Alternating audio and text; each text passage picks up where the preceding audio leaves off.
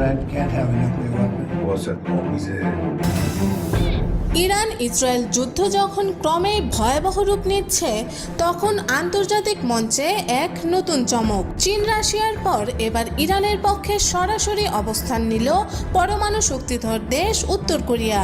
দেশটির সর্বোচ্চ নেতা কিম জং উন রাষ্ট্রীয়ভাবে ঘোষণা করেছেন ইরান একা নয় এবং উত্তর কোরিয়ার সেনাবাহিনী যুদ্ধ প্রস্তুতির সর্বোচ্চ পর্যায়ে রয়েছে।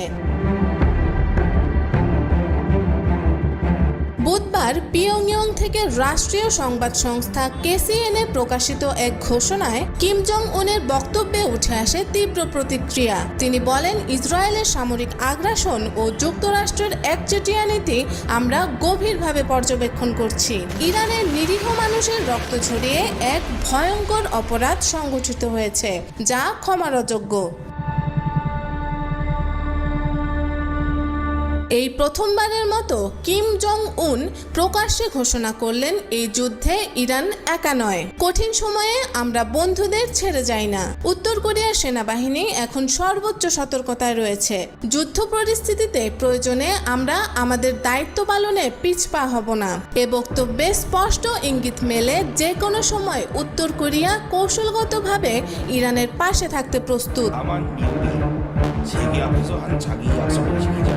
বিশ্লেষকরা বলছেন, কিমের এই ঘোষণাটি কেবল একটি প্রতিক্রিয়া নয়, বরং একটি কৌশলগত বার্তা, যা মধ্যপ্রাচ্য ও পূর্ব এশিয়ার ভূ রাজনীতিতে নতুন অক্ষশক্তির জন্ম দিতে পারে। চীন, রাশিয়া, ইরান এবং উত্তর কোরিয়ার মধ্যকার এই চার মেরুর সমন্বয় এখন বিশ্ব ব্যবস্থাকে এক ভিন্ন মেরুর দিকে ঠেলে দিচ্ছে।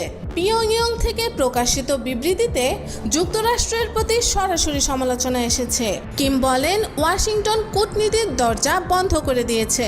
তারা এখন শুধু আগ্রাসনের ভাষা বোঝে। গোটা বিশ্বের নিরাপত্তা আজ প্রশ্নের মুখে। উত্তর কোরিয়ার পক্ষ থেকে জানানো হয়েছে, তাদের দূরপাল্লার ক্ষেপণাস্ত্র ইউনিট, বিমান প্রতিরক্ষা ব্যবস্থা ও সমুদ্রপথে মোতায়েনকৃত সাবমেরিনগুলো সর্বোচ্চ প্রস্তুত অবস্থায় রাখা হয়েছে। দেশটির প্রতিরক্ষা মন্ত্রণালয় বলেছে, আমাদের স্ট্র্যাটেজিক কমান্ড এখন টেকনিক্যালি যুদ্ধ প্রস্তুত। সাম্রাজ্যবাদী শক্তির কোনো অগ্রগতি আমরা সহ্য করব না। এই ঘোষণার কয়েক ঘন্টার মধ্যে ওয়াশিংটন থেকে হোয়াইট হাউসের প্রতিক্রিয়া আসে। প্রেসিডেন্ট ট্রাম্পের ঘনিষ্ঠ এক মুখপাত্র জানান, কিমের ভাষা উস্কানিমূলক এবং দায়িত্বহীন। তিনি বলেন, আমরা আমাদের মিত্রদের পাশে আছি। কেউ যদি এই যুদ্ধকে আন্তর্জাতিক পরিসরে আনার চেষ্টা করে, তবে তার ফলাফল ভয়াবহ হবে। তবে পাল্টা জবাবে উত্তর কোরিয়ার সেনা মুখপাত্র বলেছেন, মার্কিন সাম্রাজ্যবাদ ও তাদের দোসরদের আগ্রাসনের জবাব আমরা কূটনৈতিকভাবে নয়, প্রয়োজনে সমর কৌশলে দেব। এই উত্তপ্ত প্রতিক্রিয়াগুলোর মাঝে ইরান কিম জং উনের অবস্থানকে স্বাগত জানিয়েছে। তেহরান থেকে প্রকাশিত এক প্রতিক্রিয়ায় বলা হয়, বিশ্ব আজ দেখছে ন্যায়ের পথে দাঁড়ানোর মতো সাহসী নেতারা এখনো আছেন। উত্তর কোরিয়ার এই সমর্থন ইরানের প্রতিরোধকে আরও দৃঢ় করেছে।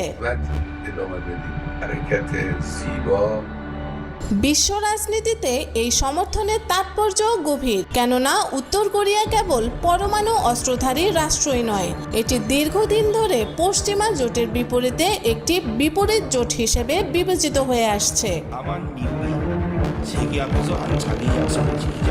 বিশেষজ্ঞদের মতে, চীন, রাশিয়া, উত্তর কোরিয়া এবং ইরান, এই চার দেশের মধ্যে একটি ভূ রাজনৈতিক অক্ষশক্তির গঠন আজ বাস্তবতার মুখোমুখি, যার ফলাফল হতে পারে একটি নতুন স্নায়ুযুদ্ধ বা তৃতীয় বিশ্বযুদ্ধের আগাম প্রস্তুতি। এই মুহূর্তে মধ্যপ্রাচ্যের যুদ্ধ পরিস্থিতি যেখানে প্রতিদিনই ভয়াবহতার নতুন মাত্রা ছুঁয়ে যাচ্ছে, সেখানে কিমের এই ঘোষণা একটি বহুপার্শ্বিক সংঘাতের দরজা খুলে দিতে পারে। আর প্রশ্নটা এখন কেবল ইরানের নয়, বিশ্ব ব্যবস্থার সামগ্রিক স্থিতিশীলতার। শেষ পর্যন্ত এই সমর্থন কতটা বাস্তবায়িত হবে তা ভবিষ্যতের বিষয়। তবে এটুকু নিশ্চিত, ইরানকে কূটনৈতিকভাবে কোণঠাসা করার প্রচেষ্টা এখন বড় ধরনের প্রতিবন্ধকতার মুখে পড়েছে, কারণ পরমাণু শক্তিধর এক অপ্রত্যাশিত মিত্র এখন তার পাশে।